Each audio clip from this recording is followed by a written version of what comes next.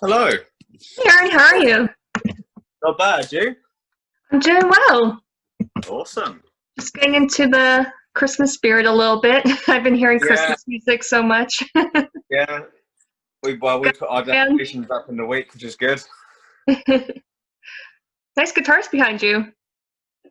Oh, thanks. Yeah, my little collection. Nice. Yeah. Is that your So, like a studio? this is just like, well, yeah, it's my little room in my house where I sort of have all my gear in. I call it loosely a studio. You know what I mean? Very nice. I see you're a Queen fan. I approve. That's Ah, awesome. yes, massive Queen fan. Way before the movie came out too. Yes, yeah. You see a lot of like kids are like 17, 18 wearing Queen shirts. You're like, if you can name me 10 tracks, I'll give you 20 quid because I bet you can't. You know what I mean? Exactly. Yeah. We're proper Queen fans. Yes, we're not bandwagon fans. Yeah. Oh, I love Queen. It's one of my favourite bands. I think it's part of being English. You sort of have to. You know what I mean? I know, right? No, all the cool bands come from the UK. I think America's got a good stack there as well. To be honest. I guess so. I Yeah. think it's just like a case of the grass is always greener. Yeah. How about Boston? There's got to be some good bands from Boston, or the general, or the state at Yeah, least. actually, I think Aerosmith is from the Boston area, Yeah. What state are you in? Massachusetts. Yeah, definitely. Because I saw Aerosmith 2 years ago, and they said, "Yeah, we're from Massachusetts." Who thought we'd be headlining Download? And still alive. They said as well. Yeah. Looks Oh, like, sweet. how do you pronounce it? Is it Kalen? Kellen. Kellen, okay. Kellen. Rocking out there. Yeah, he's been called Celyn, Celine, loads of funny names. Okay, I just realized you couldn't hear what I was listening to, which is a real shame. Yeah, I What were you could tell listening you're to, rocking mate? out to something. Definitely. You guys okay? Yeah, I was Yeah, just man. trying to make sure I pronounce your name right. Oh, Yeah, my I'll name just is. explain it. Yeah. Oh yeah, it's Celyn. It is. It's still stupid It's Welsh name. a Welsh name. Yeah. I figured. I said it Kalen, so I wasn't sure. I've That's had one worse. of the best ones, isn't it, Kel? I have had worse. Celine, I've had worse. that's a personal favourite. Oh yeah, Celyn. Celyn's a good Celyn. one. Yeah. Sea Lion. I had at school a couple of times.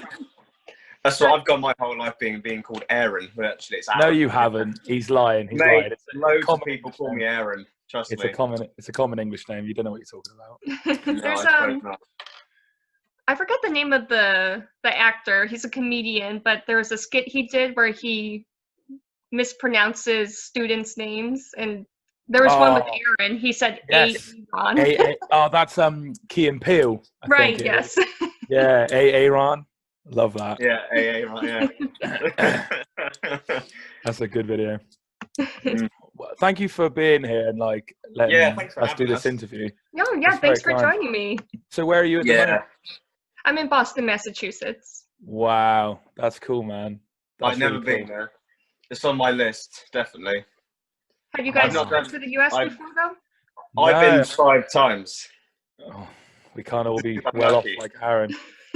I've done the classic British family holiday, which is Orlando, Florida, 3 times with my parents when I was a kid.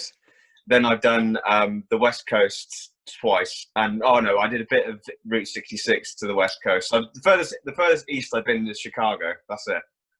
Oh, yeah, those are good cities, though. Chicago Yeah. is very popular for tourists, and Yeah, obviously went in Florida, December. too. Yeah, we went to Chicago in December. It's so cold. It was Oh, unbelievable. yes. Extremely So cold. cold.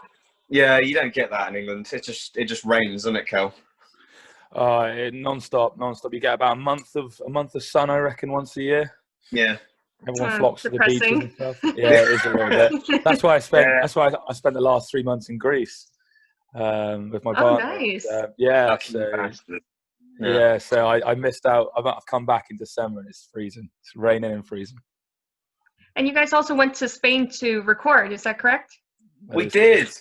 How was it? Do you find, working in a new environment kind of motivates you differently? Well, yeah. I mean, it's kind of like a novelty in a way because it's something you drink up the local culture a little bit, and back to the weather again. being English, it was February and it was sort of warm, which is like, oh, this is nice instead of raining. I mean, in terms of studios, we've been in with this band, we've been in 4 separate studios, and three of them were very similar. So we've obviously worked in like a local studio that's local to our area for our first record, and then we did a single with quite a well-known Grammy-nominated producer, Ramesh, and he had a nice studio, but it was still in Wales, which is like the next country along, Cardiff. And then we did, then we were with John Mitchell in Reading, but that was like a home studio that he built at the back of his house. But the one we did in Spain, it was like a residential studio, which was awesome. So you had, he would come from his house to this secret location, because you don't know anything that's there. It looks like a little villa. Yeah. It's like a little villa. It's got bunk beds. It's got a kitchen. It's got like a rec room upstairs. And then this whole studio that's downstairs. And what was amazing about that experience was the fact that you would wake up. I'd wake up in my pajamas, and Aaron would be playing and tracking the guitars. And you basically, for the 6 days or 5 or 6 days that we were there, it was just always music, and it was just such great. It's great. I mean, you sort of live and breathe it for the whole time you're there. You can't really. You're there purely to make the record, and that's it. It's great. It really was. And it's just so like, it's how he sort of made this old villa sort of into a studio, sort of like making do, but making do really well. You know what I mean? Like the guitar cabinet was in a cupboard under the stairs, and we had it so loud the stairs started to shake. It was great. Wow. It was a good experience. I think, you know, when we do our next potential record, I don't know when it's going to be, but I think we're going to be using the same producer at least. And if we can, probably use his studio. So oh god, yeah, that good. It was that good. We're doing a 4-length album there for sure. It's well worth the travel. It really is. Have you ever been over to England at all? I've never been to England. I've been to France and Spain. Nice. Yeah. I've been to parts of Europe, but I still haven't made it to England. Well, I lie. I was in the airport, but just for a layover. Yeah, that doesn't count. That doesn't count. That doesn't count. I barely made my connecting flight, so I feel like I didn't really get to experience England. Not until someone sees your passport, you've not actually entered the country. So no, you've not been yet. I can save you some trouble. It's not worth it. London's pretty fun for a few days. It's definitely it's its own culture. I'm not going to lie. English people are their own culture. It seems like there's just so many people in just a small little island. I think there's about, I don't know how many people live in England. Is it 60 million? 66 million, yeah. 65 million in this tiny place. It's ridiculous. Yeah, if you look at a map, England looks so small. It is small. It is small. Yeah, we are a little island. But if you're ever here, you know, let us know and we'll come meet you. Absolutely. Hopefully we'll That's be my goal. by then. We'll be gigging by then as well, hopefully. Fingers crossed. Yeah, I think I might just go to England to check out the new wave of classic rock movement, because there's so many cool bands coming from that movement. We've got a lot of friends in that sort of movement that's coming through. I mean, with our genre, I can't really put a genre on our music. It's a little bit, I wouldn't say it's too close to classic rock, but I wouldn't put it anywhere near metal. I can't really put a sound on ours, but we have got a lot of friends who play this classic rock movement, and there's definitely some bands to keep an eye on. Yeah, there is, to be fair, yeah. There are some good bands out there. Yeah, but listening to your latest song. Oh yeah. What do you reckon? Yeah, it's satirical. But no, it's a very personal song. So can you talk a little bit what was the experience like writing it, and did you find it cathartic?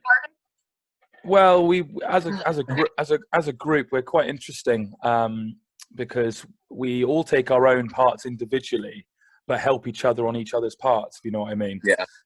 So you know, Aaron focuses on the guitars. Obviously, Ched does bass, John on drums, and I sort of do the lyrics and the vocal melodies. But we definitely help each other in forming it together. So it's But in terms of the actual song, I think it was if you could correct me if I'm wrong, Aaron, but I think it was Ched who brought it up initially. The intro, that dude, and we sort of like, oh, that's nice. Where did we go with it? We all sort of did our bit, and But what was interesting about this one was it's probably one of our only slow songs with a bit more of an emotional ballad to it than the rest of our catalogue. So it was really fun writing it. But the lyric side was very influenced by sort of mental health. You know, it's important to bring that up. And the lyrics basically just reflect the idea of sort of me personally talking to both sides of my personalities. Brain. Personality's better than twisted brain. Yeah, I'll go thanks, with that. thanks, Han. But yeah, so that's basically where the lyrical side came from. But I think it's heavily backed up by the music that the three boys behind me come up with. Because I think if it was different music, it wouldn't have the same effect. Because I do feel, especially with the video as well, that it is quite a moving song. Absolutely. Yeah. I mean, with the music, we tried to sort of complement what Celyn was singing about. I mean, it's sort of in the lyrics. There's moments of hope. There's moments of like bitter disaster and all that sort of thing. We sort of tried to do that with the way in which we structured the parts. You know, like we put some light and shade in there. You know what I mean? So it was always sort of, you're always on the fence regarding if it was minor or major. It was, you know, we sort of tried to capture that. And likewise with the video, we did it in a real dingy place with the lights sort of giving a little bit of hope in the background, along with this real dingy environment, sort of really sort of capture like the sort of like the cage of some people's mental health. That's what we tried to sort of achieve with it, because there is a stigma and there shouldn't be. You know, it's sort of making it more aware. You know what I mean? Absolutely. Yeah, especially during a time like this, you know, where we're so isolated. You know, sometimes having songs to kind of relate to what people are going through can do a whole lot for someone's mental health. I relate to songs, and I think it's nice if you can try and do that as an artist and sort of sing about and write about things that are actually real, then it's sort of, you can sort of take from it personally. That's what I feel anyway. Whether or not we achieve that is to be found out, but that was what we were shooting for, really. Yeah, I think you're right with where we are at the moment. I think we've released it at a nice time for everyone to sort of try and find a way to resonate within the track, but it's not really about that. But in terms of what we are now with this, a lot of people would be using gyms and socializing to try and battle their mental health. But with this lockdown, I'm not too sure. I've heard it's bad in America, but here it's been up and down. We don't know where we're coming or going, and it's causing a lot of people a lot of stress, not just for themselves but financially with their jobs. So yeah, it is what it is at the moment. I mean, we didn't write the song in intention for it to, or release it intention with this lockdown. No, not at all. We recorded the song in February thinking, it'll be over in a few months. You know, 10 months later, we're still inside. You know, it's mad, but hey, there's a positive for every negative. That's the way to look at it. Yes, I always try to find the silver lining. That's a good way, great attitude to have. Yeah, that's why the next two songs off the EP are upbeat. We thought we'll do the upbeat ones after the sort of somber one. Yeah, you know what I mean? So the upcoming EP, do you pronounce it 3 or? Just 3, yeah. 3? Okay. Wanted to make sure I say it right. I wasn't sure if it's 3 or 3rd. Yeah, triple I. Triple I. So it's set for release on February 12th. So how many tracks will there be? There's 4 on there. 4. 4 on 3. We're 4 on 3, yeah. Yeah, exactly. It's an interesting concept because with bands coming up from this sort of level, it's a lot of bands lead towards the album straight off the bat. Maybe they do a single, then an album. But with us, we've been going, I don't know now, 3 years, I think, is that how? 3 years. Yeah, 3 years. And we've had enough material to write an album. I'm not going to lie. We've written enough songs to write an album in our time. But in my opinion, I want to make our debut album like non-stop from 1 to 10, A class as best we can. The best we can do.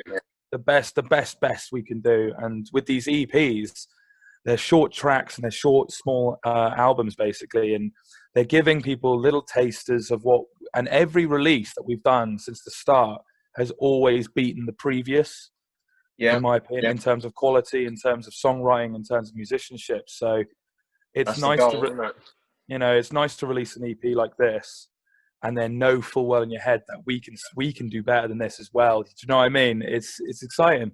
Yeah, it sounds like a good introduction to the band and what you guys are all about.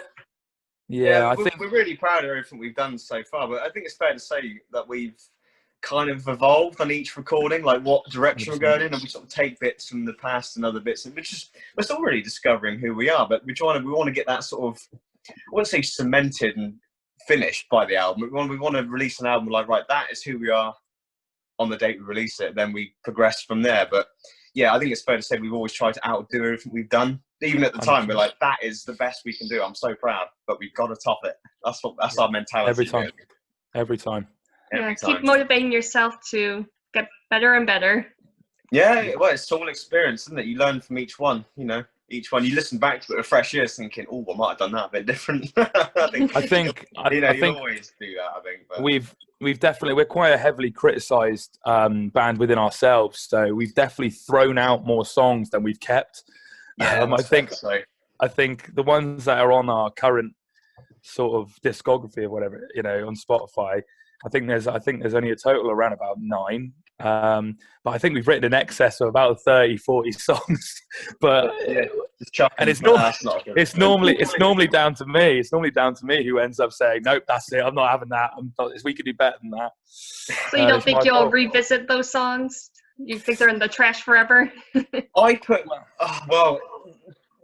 what Celyn thinks, I put riffs in like a little suitcase for later. I put that in the riff bank. I'll keep that and I'll revisit it. And hopefully I try and reintroduce them where he doesn't notice. Yeah. You know what I mean? I've got a few past you, mate, and you know it. You know what I mean? Those songs though, they're like ex-girlfriends. There's a reason why we threw them away. Do you know what I mean? Yeah. But you missed them, really. Yeah. Not at all. Not at all. Not at all. Oh, that's the way. Well, we won't go down memory lane.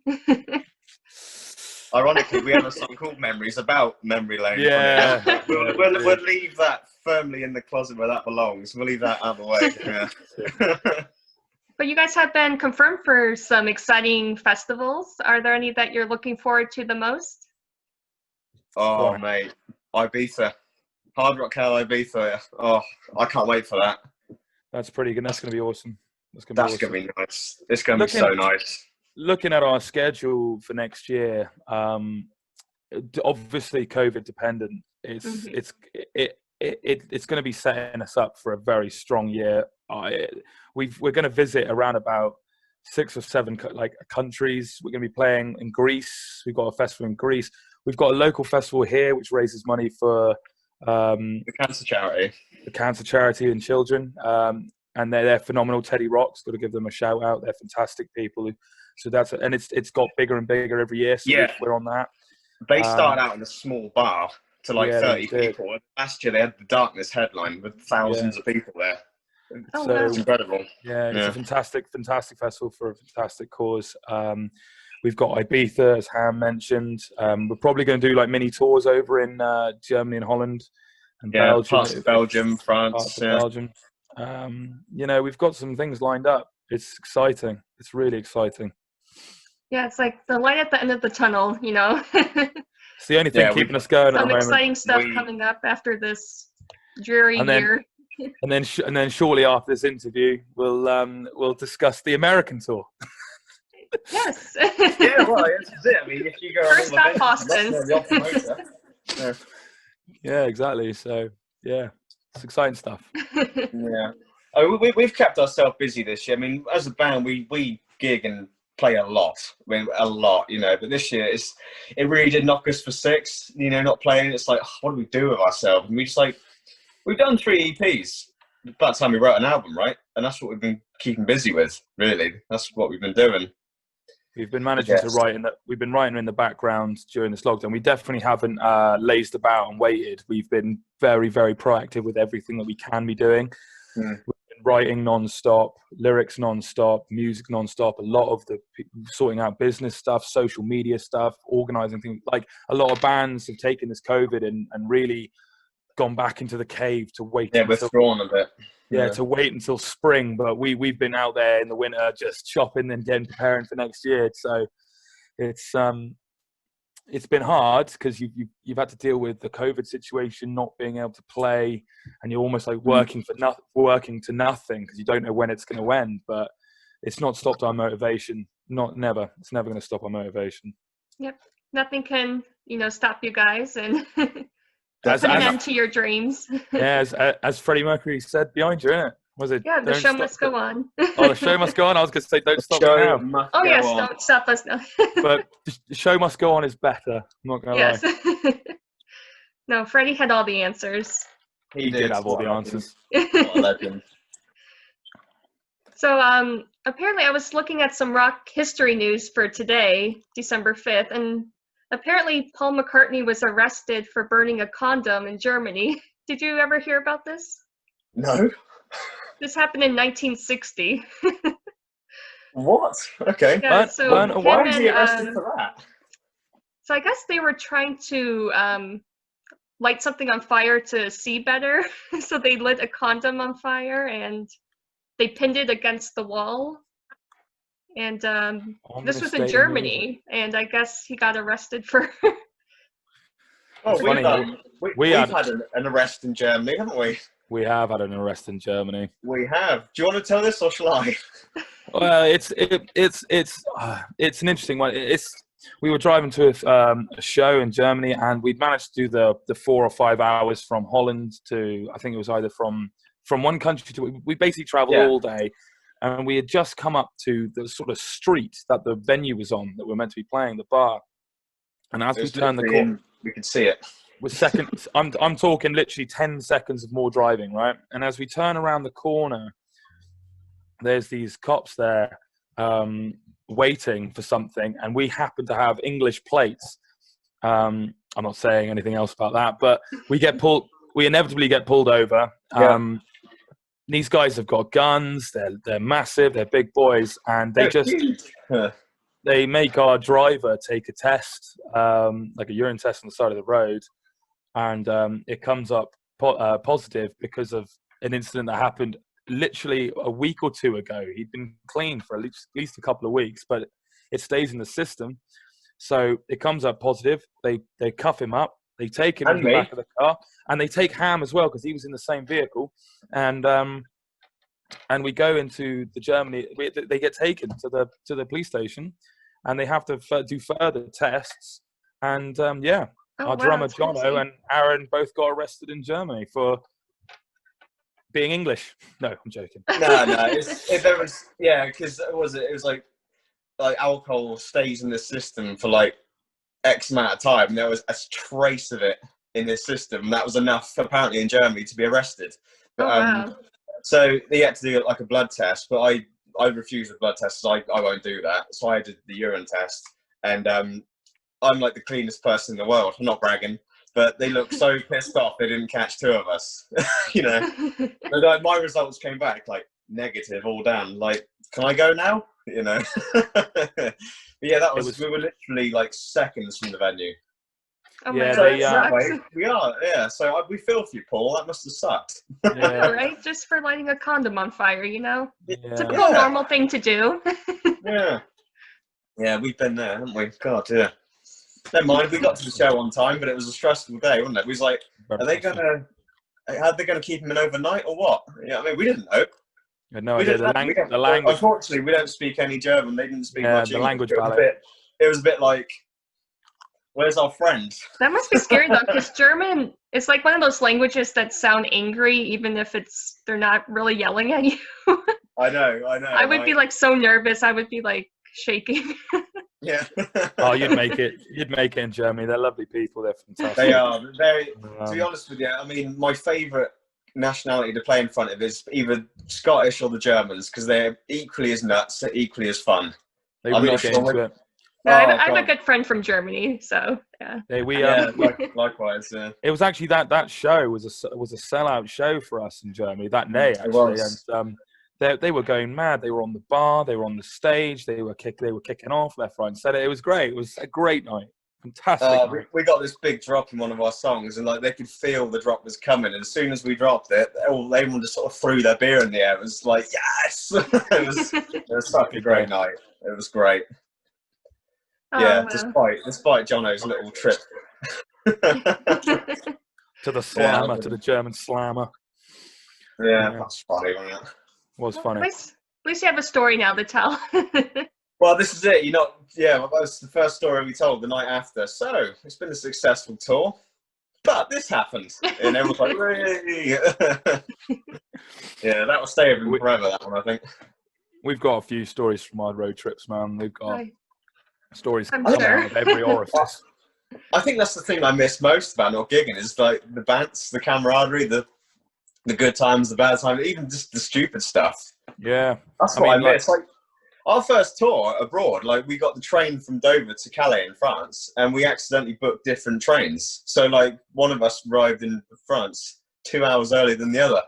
So we had to sort of there was nowhere to stop, was there? So like me and Celyn drove on to a petrol station in Belgium. We called Jono and the rest of the guys saying, right, we'll meet at this petrol station. It's a country over from where we're landing. See you in a bit, Yeah, we'll stop it. We'll wait. We'll wait in Holland for you, is what you basically said. Essentially, yeah. Yeah, essentially, yeah. That was funny. Do you guys prefer festivals compared to local gigs, or what do you prefer? That is a very good question. I like that question a lot. That's a difficult one too. That is a very, very good question. I mean, they both have pros and cons.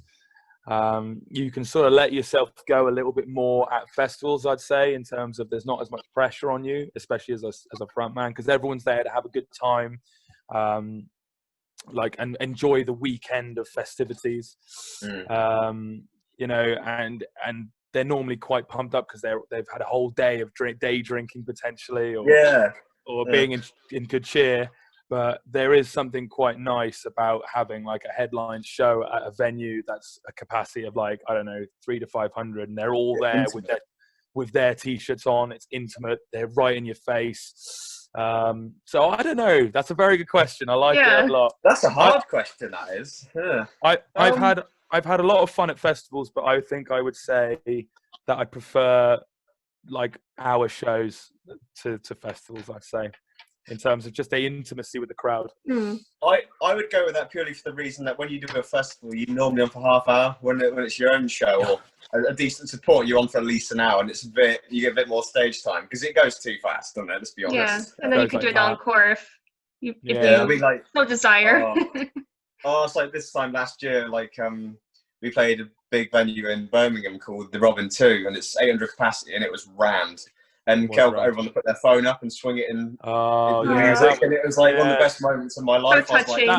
That was a highlight of one of the sort of live shows you played. I made the lights guy at the back turn the whole venue black, like turn all the lights off, turn it all off, and so I was speaking to the crowd in pitch blackness, and I said to everyone, "Get your phone out." I brought my phone out, put the little torch thing on the iPhone out, and I said, "With me," and I had all four of us were on this stage watching 500, 600, I don't even know. I think it's about 800 phones, man. 800 phones just doing this in the pitch black. It was just magical to see. Yeah, you got a taste of how Freddie Mercury must have felt when at Wembley everyone was doing the Radio Gaga thing together. Yeah, it's moments like those. It's moments in like his those. day, it would have been lighter, wouldn't it, I suppose. Yeah, right. Exactly. Yeah, well, that's a bit of advice I actually got from an experienced frontman to say to treat it every show like Wembley. I've watched that footage over and over again to just basically not perform like him, but perform with that attitude that he had, and that at every show, whether there's 2 people in the crowd or 800 people in the crowd or a Wembley-sized crowd, always perform with that sort of velocity and that attitude. Yeah. And you never know who's watching. Well, it's not. You don't know. Yeah, you don't know, do you? Personally, for me, it's not about who's watching. It's not. I don't really mind about if there's someone important or some big whiz in the crowd. It's not about that for me. It's about the people who have paid their hard money to come and watch an entertaining show.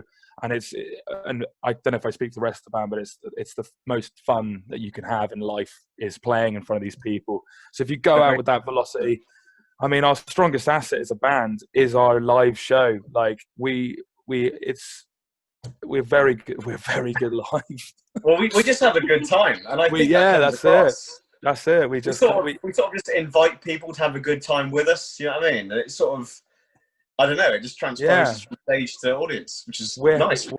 We're having a phenomenal time, and we really want everyone to sort of walk away you know, hoping they've had a great time and just spread that sort of joy that they've had with other people, really.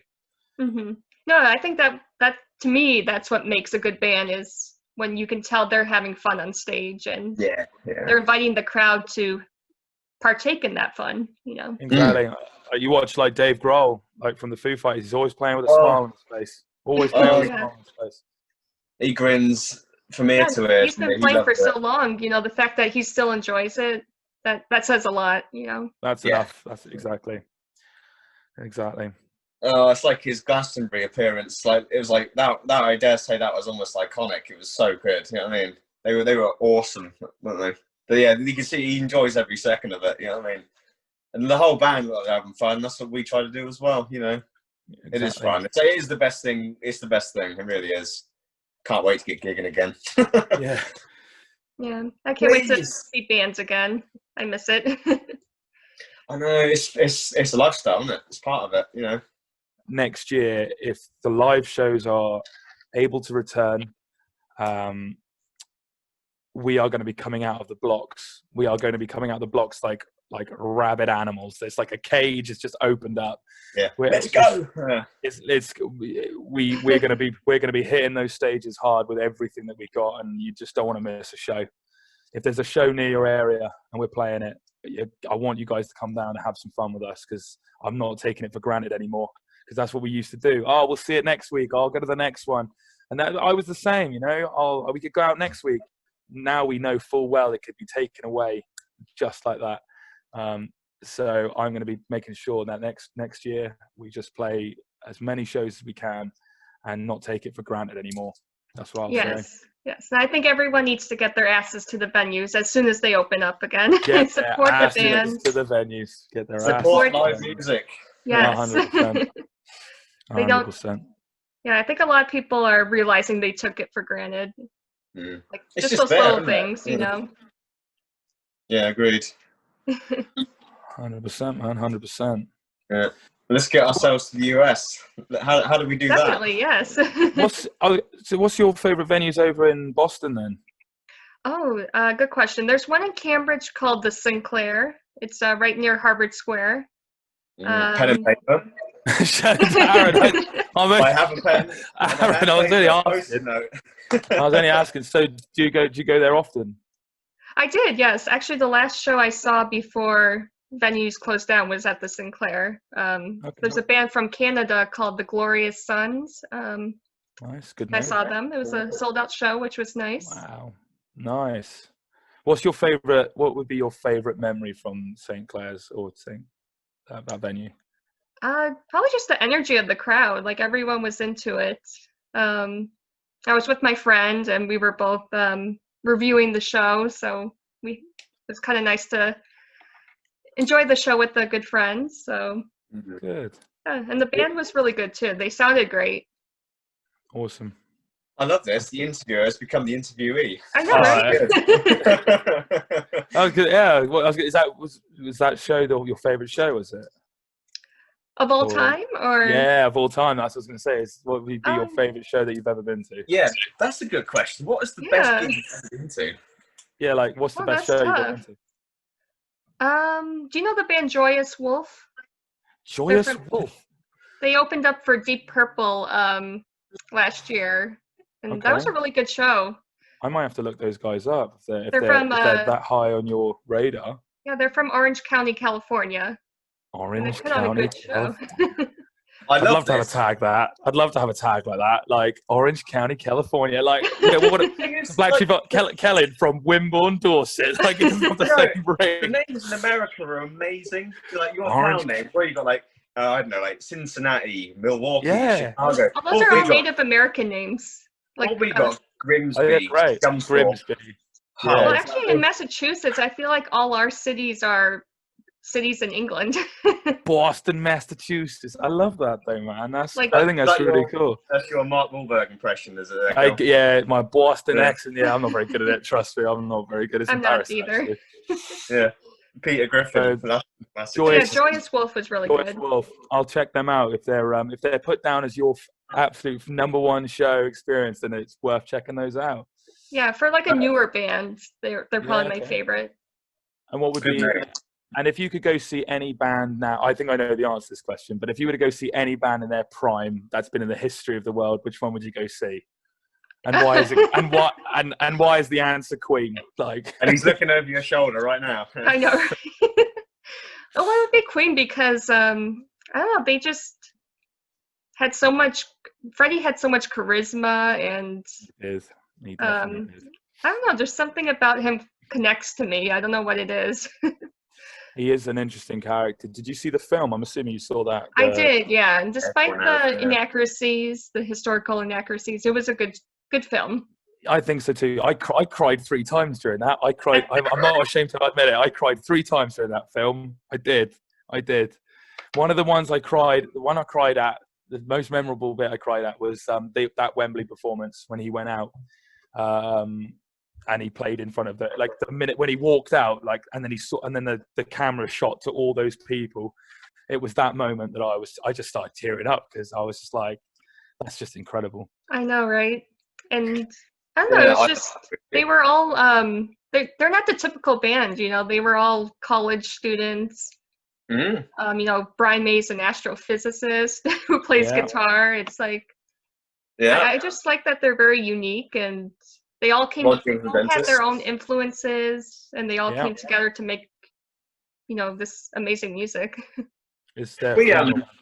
We met Roger Taylor's son Rufus at Teddy Rocks last year. He was a really nice guy. He plays with the darkness. Yeah, that's right.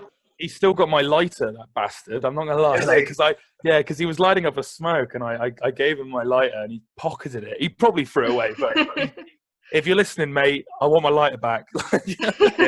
Rufus, where's my Zippo? But no, he was such a nice dude. I had such a long chat with him. Nice guy. Oh, nice. He went on stage with the Foo Fighters at Glastonbury, and I said to him, mate, what was that like? He goes, it was really weird because they were so nervous. I said, I can't imagine the Foo Fighters being nervous. They didn't realise how much a big deal it is to headline Glastonbury. It's a massive deal. But yeah, he was such a cool guy, so down to earth. You know what I mean? Very, very down to earth. That's good to hear. Yeah. He was. Even being the son of Roger Taylor, he's down to earth. Nice. Yeah. He was such a nice fella. He just came over all sheepish. Can I borrow a lighter, please? But yeah, there you go.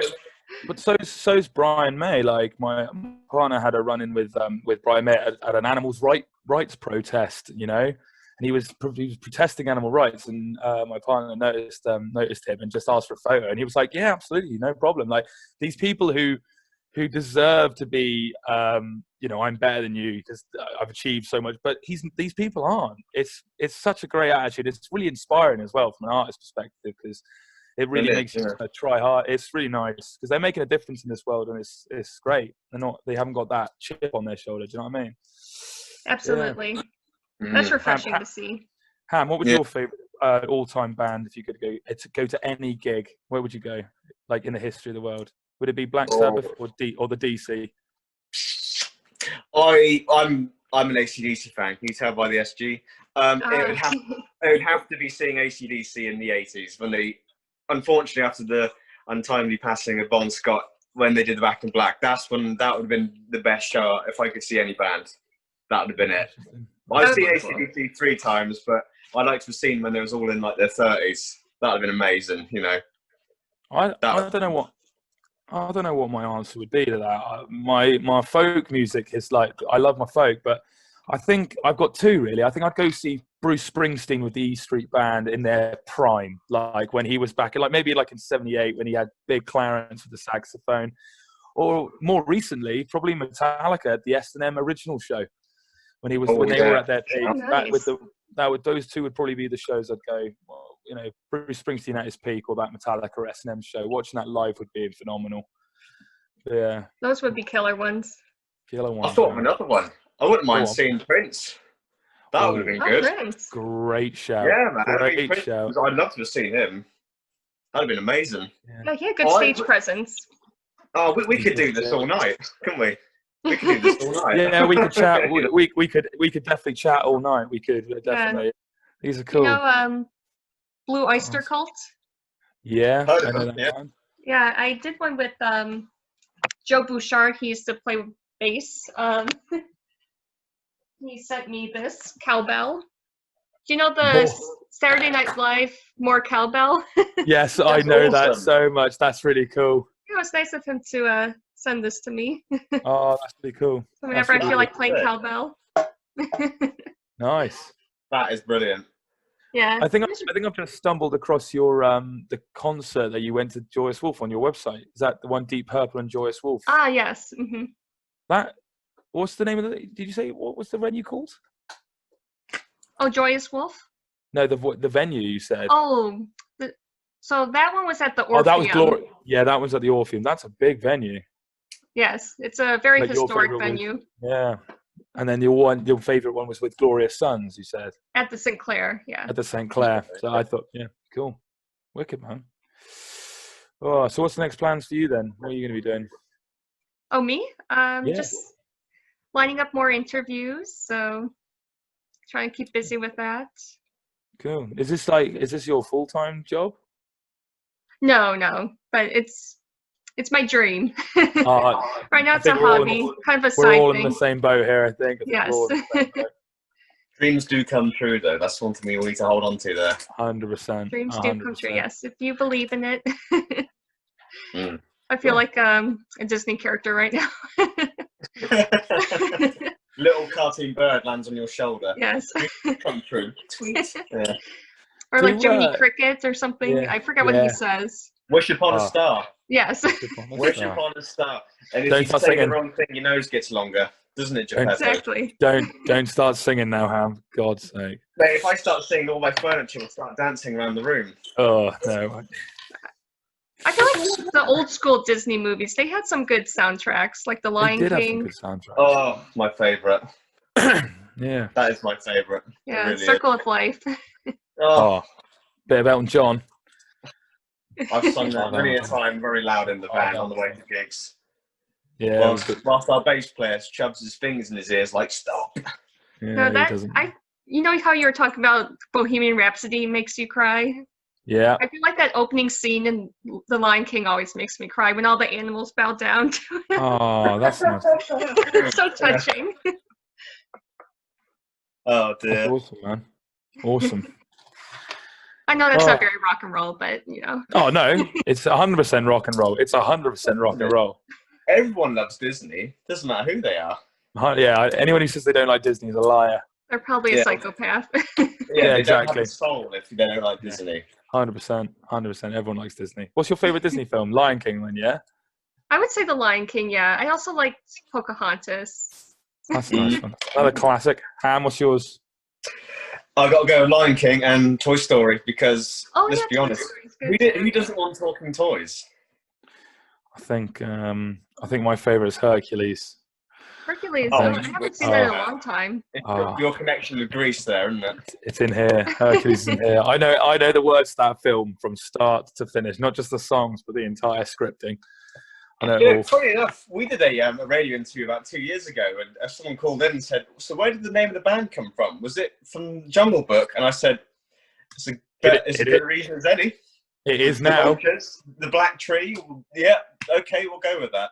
That didn't even cross my mind. Interesting. I know. Yeah. I said that's brilliant. I mean, one of my terrible jokes, which I'm full of, I said, that's very perceptive of you. I'd like to be more like you.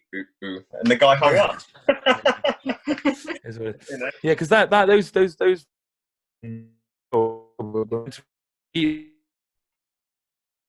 Yeah, I think that's what they based those vultures on in Jungle Book. But I think we're going to steal that as where the name came from. So yeah, there you go. That's the reason for the name of the band. That's the origin of the story. Yeah, 100%. Huh. So what do you reckon the best song is ever written? Let's go with that. I'm just going to the best song ever written. I think I'm going to just keep asking questions until someone tells me to shut up. That's how it goes. Like, what would you say is a masterpiece? There's so many. Yeah. Look at you guys thinking. Purple Rain? Do you reckon we're up there? Purple Rain up there? Bohemian Rhapsody up there, obviously.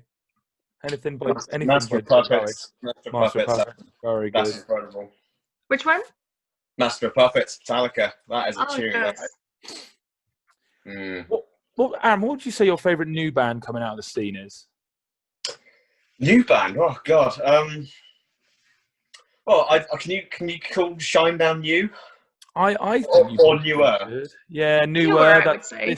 This end of the stuff, because I've been getting into a band called Greta Van Fleet. I saw them in concert. Okay, that's a very good question. Okay, so how are they in concert? They were very good, I have to say. I was impressed. I'm really getting into them, like, a lot. I think they are phenomenal. I know a lot of people are hating on them because they do sound a little bit like Led Zeppelin, but I don't. I think their new stuff is fantastic. I'm really into them at the moment. No, after I saw them live, I was like, I can't bash them for sounding like Led Zeppelin because they're actually talented. They can actually play. Yeah. Like the drummer and the guitarist, they were killing it the whole night. Yeah. Because they played at one of my like sort of dream venues to play at. So, you know, a lot of band members will say, oh, I want to play Wembley or like the O2 massive arena in London or this, that, and the other. But I think my favorite one would probably be the Red Rocks Amphitheatre.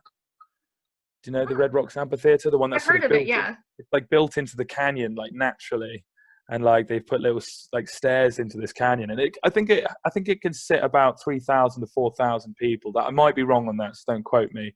But it's not by any stretch of the imagination 100,000. You know, it's not a big festival. It's just this tiny little, I say tiny, but like 3,000 capacity little stadium, and it's just one of my favorite. It's one of my all-time favorite places dream venues to play at. It'll happen one day. Dreams do come true, as we were saying. They do come true. If you wish upon a star, though. Yes. Yeah. No, Greta Van Fleet, they're actually from my home state, Michigan. So they are. They're from that little town. I kind of like them. They're from that little town. Yeah, that's where it is. Yeah, and they said that city's known for a Christmas shop. Yeah, it's got good. But they're very Bavarian, isn't it? That town. Yes. Yeah. I read like they were talking in an interview about where their name came from, like ours, and it was about this lady, this like sort of town elder in their town that was known by everyone, like a local legend called Gretna Van Fleet. They took the N out, and they were playing a show, and like they had the big banner Greta Van Fleet in one of their first ever shows, and all the locals came down and kept ringing this old woman saying, "What are you doing in the middle of town with this big banner going on?" Like, but yeah, it's awesome. Cool, I didn't know that. Yeah, it has a good ring to it, though. It kind of just rolls off the tongue. It does, man. Like, they're great. They're great. Now, would you back to your question about the greatest song ever written? Would you think "Stairway to Heaven" is one of the up there, or? I think for its time, 100%. I think for its time, it was definitely seen as sort of like more heavier than most stuff was written at that time, and it had the ups and downs, very clever lyrics. I would definitely put it as a masterpiece, but I think the line of that question is, I don't think you can pick the greatest song ever. I think there's too many, isn't there? That's the philosophy of it, really. I could put like a list of top 100, but I don't think I could choose just one to be the greatest. Exactly. And no particular order, sort of thing. Yeah. Yeah. Even when people ask me what's your favorite Queen song, I'm like, that's so hard to choose because their discography is so large and they've covered so many different types of music. Yeah, depends what your album has a different vibe to it. Depends what your mood is as well. Yeah, depends what your mood is. But yeah, that's a hard one. I think it's either Stone Cold Crazy or Tie Your Mother Down for me. Oh, I love Tie Your Mother Down. That riff. Yeah. Or I don't know now. I don't know. Is it going to be? I don't know. Like I'm in love with my car. That's a tune, isn't it? Roger Taylor sings that one. I don't know. I can't pick that. I'd have too many. Okay, my answer, all of them. Exactly. All of them. They're all great. Fred even had a song, I don't know if you've heard the song Delilah, but it's about about his cat, yeah. And his little waistcoat with all the cats on it for the last video as well. That's so nice, isn't it? They all had their own little rooms. I don't know if that's true, but in the movie, they had their own little rooms in his mansion, didn't they? I think so, yeah. It wouldn't surprise me. I think he was quite a character in that respect, wasn't he? Do you know fans can still visit his old house? I think it was in Kensington, right? Kensington Garden? I think so, yeah. I think so. I know for a while fans were going there and, writing on the walls, but I feel like, I think Mary Austin, who inherited the house, like, had it warded off, so fans can't do that anymore. Yeah, it's quite difficult being the ex-girlfriend of Freddie Mercury, isn't it? Obviously, that's his, I don't know, his proprietor. Imagine her next boyfriend. Do you know what I mean? Like, how do you ideally the best frontman ever. Yeah. My ex-boyfriend is just Freddie Mercury. Do you know what I mean? Like, oh, is it, Mary? Oh, I'm sure it is. No, really. Yeah, it really is. Yeah. So yeah, I think we're going to try and come over to Boston then, Ham. Should we try and do that? Exactly. I'll help set that up. I want to go to America again. Most of all, I want to play in America so badly. Yeah, I would love to play that to yeah, I agree with that. I wholeheartedly agree with that. I think the culture over there and the whole attitude towards live music, especially the genre that we play, is I think it'd be great. I think it'd be just such a nice experience that goes in. Do that. I'd love to go. I'll come over to your neck of the woods. Yeah, rock is really big in the Northeast. I feel like Austin, Texas is becoming a big music scene right now. Yeah, okay, cool. I've always wanted to go sort of the Nashville side because I'm a bit of a Nashville's a nice city. Good food too. Yeah. Yes, yeah. If you like barbecue. I have been to Nashville, Tennessee on one of my trips. Only for a night, mind, but it's still a lot of fun. A lot of fun. That's wicked. Oh, I want to go again so bad. I know. Now that we're talking about it, I'm like nostalgic for all my road trips. I think it's what I love about America is you just don't understand how big it is, right? So for us, a long journey, when we go to gigs, we're like, oh, it's quite far away. It's about 4 or 5 hours, right? It takes you 4 or 5 hours to even get to like the middle of your state or whatever. You do 4 or 5 hours and wouldn't have left your home state. I know, like for me, driving 4 or 5 hours, I could go from Boston to New York City. That would be about 5 hours. So yeah, that goes to show how big the US is. It's just madness, It's mammoth. I mean, when I last went, we landed in Seattle and we drove. The plan was to drive all the way to Salt Lake City to see the Salt Flats. It took us 3 days. You know what I mean? It's mad. In a car. Like, and I think if I recollect that, what car was that, Ham, Mr. Moneybags? Oh, okay, yeah. I'll just tug the lapels there. What the hire car was a Ford Focus or similar, and the guy, he was a nice fella, and he had a cheeky smile. And he said, "Would you guys?" I won't do the accent because it sounds like I'm taking the piss. He goes, "Would you like an upgrade?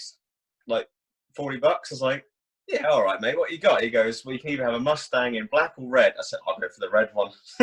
Good choice. Mustang. Oh, it was wicked. It was so much fun. He told me I didn't crash. I'm surprised it didn't crash. It had a sport mode on it, and I was gunning it all round. It was great.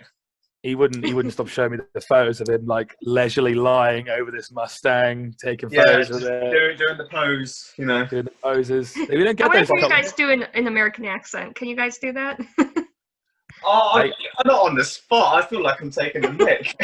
What I don't know if hang on. Or like a southern accent. A southern accent. I can sort of talk. I can give it a go, and I don't even know if I can speak American. But it's really great to be here in England, and I ordered a cup of tea. I don't know what I'm doing. It sounds like you're wearing false teeth. Yeah, I saw this video the other day where British actors were asked which American accent was the hardest to do, and I think they said like New York or Boston was the hardest. I'm walking here. Yeah. Yeah, I'm walking here. Hey, you guys, get out of the way, man. Yeah. That's like the Goodfellas. Yeah, I come from Queens. Tony, they whacked him. They killed him, man. Oh no, I'm just doing my Robert De Niro. Get a nice cup of coffee. Nice cup of coffee. Yeah. It's like you put a W before the O, like coffee. I want to go get some coffee. Oh yeah, and the R is usually not pronounced. Yeah, I like it. I like the American accent, man. What's your favorite accent? How's your English? No, awful. How's your English accent? Or English? Oh, mine? Yeah. Oh gosh. Yeah. I've tried to do it before, and people told me just stop. Just do Queen's English. It's not too bad. It's rather inconsistent. Yeah. Yeah. Try and do Celyn's accent. That's impossible. But we try and like. It's funny because like listening to you, you come across so American. Like American, we watch TV over here, and you see American TV, American, yeah.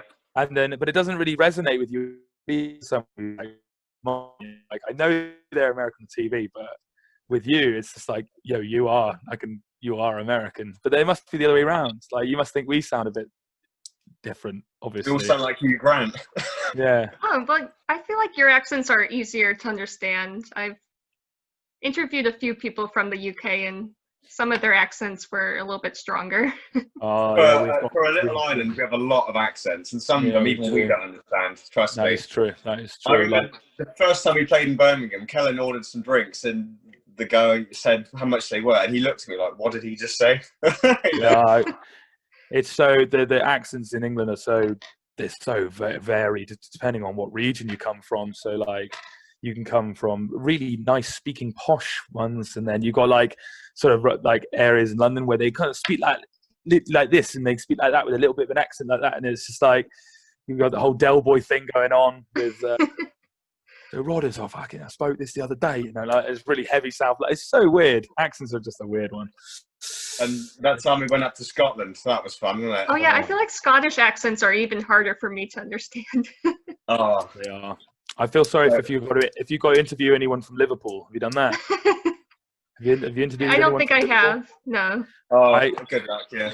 Drop me a message. Like drop me an email right after you've done a Liverpudlian band, and let me know if you understood them. Oh yeah, or we'll just jump on and help you translate a little bit. Yeah, we'll be the translators if you want. Yeah. Thank you. Cool. All right then. So Run Back to Dark is out now. Go stream it. YouTube. Blah blah blah. Go do it. That's it. I wanted to ask one last question because I was talking to Aaron about Christmas music. So I wanted to ask, what's your favorite Christmas song? And if you guys had to do a cover of a Christmas song, which one would you choose? Don't let the bells ding, Christmas time. I don't know. I'm not a massive fan of Christmas myself. You so probably Mr. Grinch. I am, honestly. I can't stand it. I'm going to try and have a nice one this year. I happen to love Christmas, and I think my favourite song is War Is Over by John Lennon. That's a great one. I was listening to that one earlier. Oh, I love that song. It's such a nice one. What would we cover? What could we be? Probably the one by Wizard. Oh, that's a good one. That's probably my favourite one by Wizard.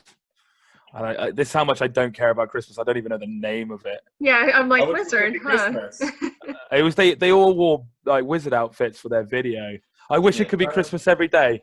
I wish it could be Christmas. Yeah, we could cover that. Yeah, we could cover that. Why not?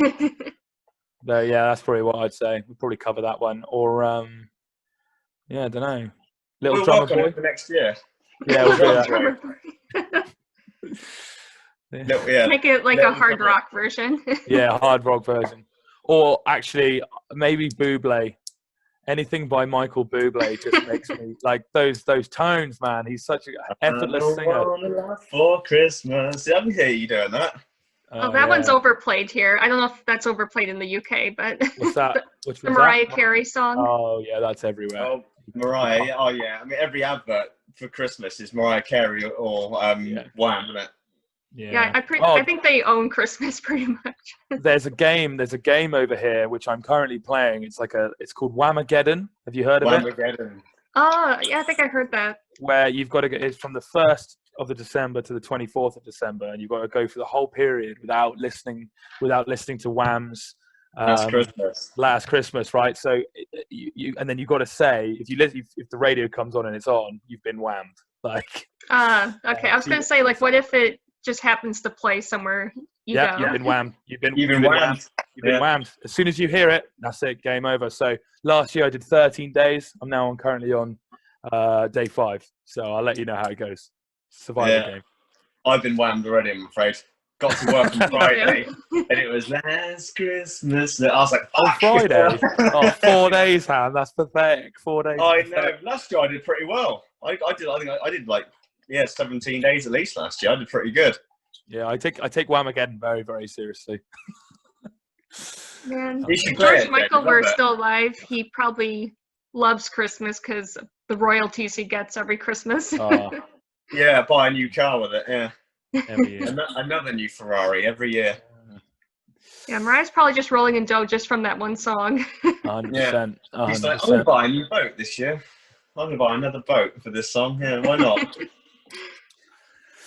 Anyways, it's been a blast chatting with you guys. Yeah, likewise. You too. Thank you very much. And hope to see you over on this side of the pond, as they say. How hard do you reckon that will be? Like, have you had any experience in British bands playing your sort of area? I'm not saying that, I'm just asking if you've seen any British bands actually make it over that side of the pond. I feel like they have. Actually, I was supposed to see The Darkness before COVID hit. They're a good band live, mind. But yeah, they're kind of already, I would say, established, right? They are well established. Yeah, they are established. If you can get flown over by some other person, then yeah, I'd say that's established. You're paying for the tickets yourself, not so. And you have Rufus playing drums. Yeah, exactly. But yeah, hopefully next year then. We'll stay in touch. You never know. We could always maybe sort something out one day. Absolutely, really cool. Yes. And what was it, Jeremy? Sky is the limit. Sky's the limit. Dreams always come true. That's the one, mate. All that. All right, cool. Thanks for having us, man. Yeah. Very kind.